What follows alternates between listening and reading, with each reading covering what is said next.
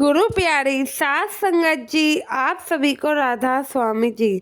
सात संगत जी, अगर आपके साथ भी ऐसा लगता है कि बाबा जी ने आपसे कुछ ले लिया है, तो हमेशा ही ये सोचा करें कि भगवान कुछ बेहतर देने से पहले आपके हाथ खाली कर रहा है, ताकि आप उस बेहतरीन को अच्छे से संजो कर रख सके।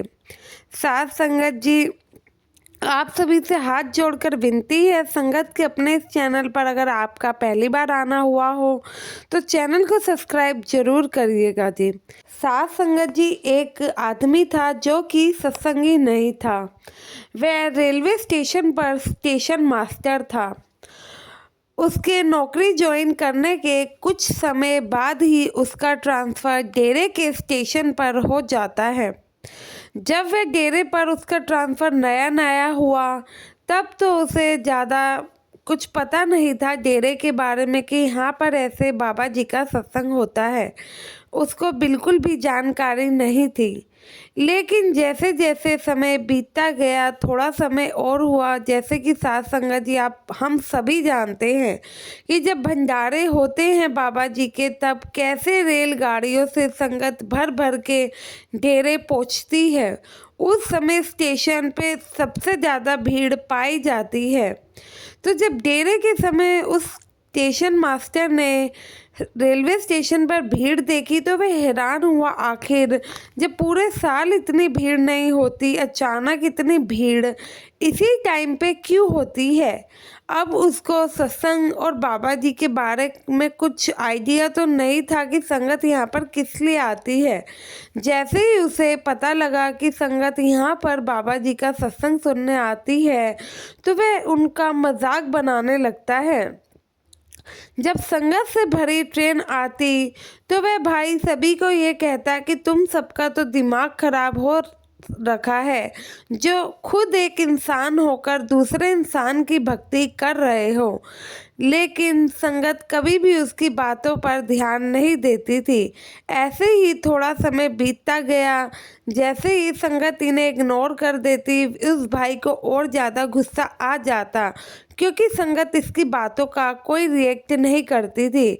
तो फिर इस भाई ने संगत के साथ बदतमीजी करनी शुरू कर दी। अब ये संगत से काफ़ी जलता भी था, क्योंकि इस भाई को पसंद नहीं था कि बाबा जी के चक्कर में स्टेशन पर इतनी भीड़ हो जाए। तो ये संगत को परेशान करने लग गया, जिससे कि संगत वहाँ पर आना छोड़ दे। यह बात जब बाबा जी तक पहुँची, तब स्टेशन मास्टर संगत को परेशान करता है। तो बाबा जी ने ऐसे लीला रची कि वह खुद ब खुद सुधर गया। सात संगत जी, कुछ ही दिन बीतते हैं कि इतने में उस स्टेशन मास्टर के पास एक फ़ोन आता है, और वह फ़ोन किसी और का नहीं बल्कि मंत्री जी का था। वह बताते हैं कि वह वहाँ पर आ रहे हैं, तो उनके स्वागत में कोई भी कमी नहीं रहनी चाहिए। वह अपनी फैमिली के साथ डेरे में जाएंगे और बाबा जी से मिलेंगे, इसलिए उन्हें सरकारी गाड़ी में डेरे तक छोड़ने की जिम्मेवारी इस भाई को दी गई। इतना कहकर उनका फ़ोन कट जाता है। अब ये स्टेशन मास्टर सोचने लगता है कि इतना बड़ा मंत्री होकर भी ये कैसे पागलों वाले काम कर रहा है, कैसे ये बाबों के चक्कर में फंस गया है। 2 दिन बाद सात संगत जी वहाँ पे मंत्री जी अपने परिवार के साथ पहुँच जाते हैं। स्टेशन मास्टर ने मंत्री जी का अच्छे से स्वागत किया और उनके परिवार का भी बढ़िया से स्वागत किया। इसके बाद स्टेशन मास्टर खुद मंत्री और उसके परिवार को डेरे लेकर चले जाता है। डेरे के अंदर जाने के बाद बाबा जी ने मंत्री से मुलाकात करी, और उस समय स्टेशन मास्टर जी वहीं पर खड़े थे। कुछ देर बाद स्टेशन मास्टर जी कहने लगते हैं कि मंत्री जी, मैं वापस अपने काम पर जा रहा हूँ, मैं आपको शाम में लेने आता हूँ। इतना कहकर स्टेशन मास्टर वहाँ से जाने लगता है। तो सदगुरु जी उन्हें आवाज़ लगाते हैं और कहते हैं कि आप हमारे मेहमान हैं, हम आपको नाश्ता पानी किए बिना यहाँ से नहीं जाने देंगे। तो बाबा जी ने सेवादारों से कहा कि ये हमारे मेहमान हैं और जाइए इनकी अच्छे से खातिरदारी करिए। सेवादार भाई को बड़ी इज्जत के साथ विनम्रता के साथ ले जाया गया और उनको खाना नाश्ता पानी करवाया गया। जब उस भाई को प्रेम से नाश्ता करवाया जा रहा था तो वह डेरे को अंदर से काफ़ी देख रहा था और मन ही मन अपने किए पर पछता रहा था कि मैंने कैसा व्यवहार किया और यहाँ मेरे साथ कितना अच्छा व्यवहार हो रहा है। वह डेरे में क्या देखता है कि अमीर से अमीर लोग जो कि हीरे की अंगूठियाँ पहने हैं, अच्छे से अच्छा कपड़ा पहने हैं, वो वहाँ पर झूठे बर्तन उठा रहे हैं, बर्तन धोने की सेवा कर रहे हैं, कोई झाड़ू लगा रहा है। सब बड़े ही प्यार से अपना काम कर रहे थे। तो स्टेशन मास्टर महसूस करते हैं कि मैं इन लोगों को कितना तंग करता हूँ, फिर भी ये लोग मुझे कितनी इज्जत दे रहे हैं। जब वह नाश्ता कर लेता है तो उसे अपना अंदर से बहुत ज़्यादा बुरा तो फील हो रहा होता है, वह गिल्टी भी था।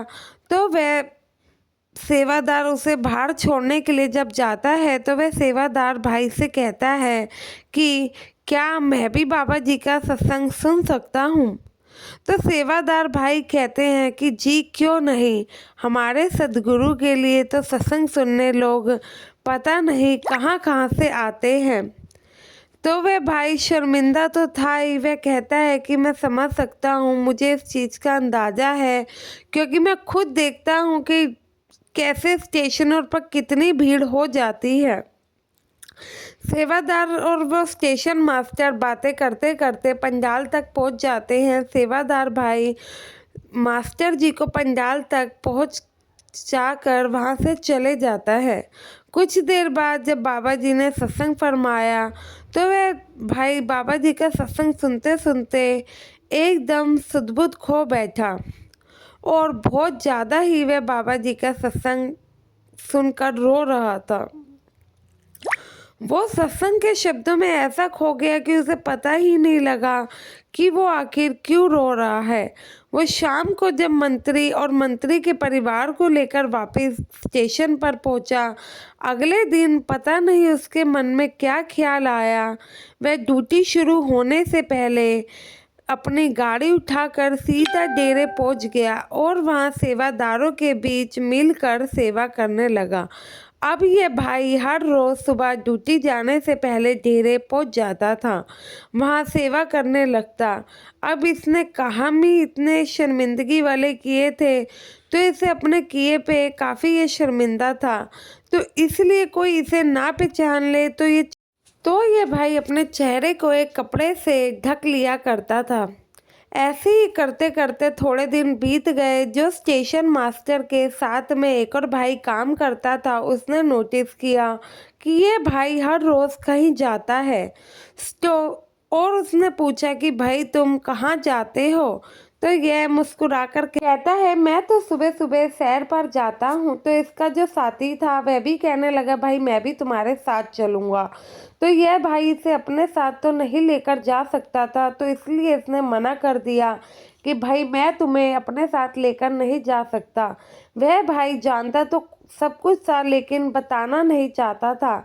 लेकिन फिर उसने बोल ही दिया कि मैं सब जानता हूँ, तुम मुझे सच बताना नहीं चाहते हो कि तुम रोज़ सुबह डेरे जाते हो। स्टेशन मास्टर उसको बड़ी हैरानी से देखता है और कहता भाई तुम्हें कैसे पता मैं डेरे जाता हूँ। वह भाई कहता है कि मुझे सब मालूम है और मैं समझ सकता हूँ तुम डेरे की तरफ क्यों दौड़ते चले जाते हो। तो फिर स्टेशन मास्टर कहता है कि भाई मैं खुद भी नहीं जानता कि मैं डेरे क्यों चले जाता हूँ, क्यों खुद को नहीं रोक पाता हूँ। तो फिर जो इसके साथी था वो कहता है कोई बात नहीं, मैं भी एक सत्संगी हूँ, मैं तुम्हारी भावनाएं समझ सकता हूँ। वो तो मैं कुछ दिनों से आपको नोटिस कर रहा था, इसलिए मुझे पता लगा। साथ संगत जी, कैसे ये गैर सत्संगी होके कैसे ये लोगों को तंग करता था, आज देखिए इसका मन कितना सेवा की तरफ डोल चुका है। और फिर उसके बाद अगले दिन से वह स्टेशन मास्टर और वह साथी दोनों ही साथ में डेरे जाते हैं और अब उस भाई ने चेहरा ढकना भी छोड़ दिया था। साध संगत जी, बाबा जी को साफ साफ पता है कि उन्हें कौन सी रूह को अपनी तरफ लगाना है, तो वह अपनी तरफ खींच ही लेते हैं। किसी को सीधे तरीके से तो किसी को जैसे भी करके अपनी तरफ लगा ही लेते हैं। साध संगत जी, वो तो बाबा जी की मौज होती है, वही जाने कि वो जीव कितने भाग्यशाली हैं जिन्हें सद्गुरु अपने घर में बुलाते हैं और अपनी शरण देते हैं, क्योंकि गुरु बिना मुक्ति तो संभव है ही नहीं। गुरु ही हमें वो तरीका बताते हैं जिससे हम रूहानियत के परमार्थ के रास्ते पर जा सकते हैं और आगे बढ़ सकते हैं। साथ संगत जी, इसी के साथ आपसे विदा लेते हैं। एक बार फिर से विनती है, कमेंट में राधा स्वामी जरूर लिखिएगा और संगत के इस चैनल को आपने अभी तक सब्सक्राइब नहीं किया है तो जरूर करें जी। गुरु प्यारी साथ संगत जी, आप सभी को राधा स्वामी।